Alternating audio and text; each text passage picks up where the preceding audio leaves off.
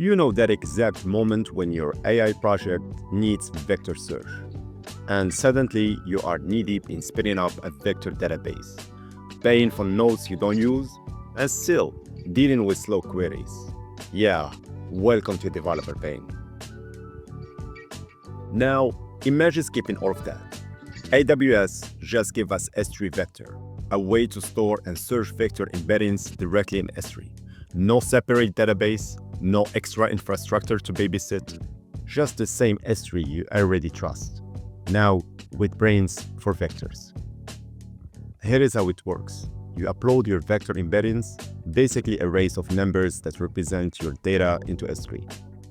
These can be JSON, Parquet, or other supported formats. Then, you call the S3 Vector Search API, passing in your query vector.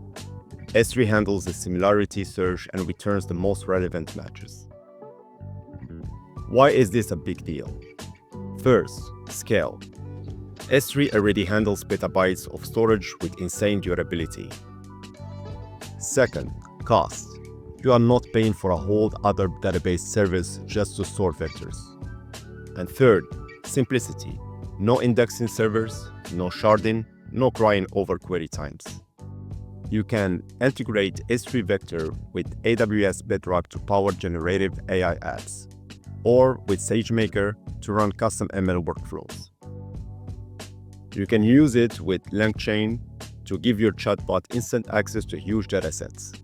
And because it's all S3, your security and compliance setup stays exactly the same.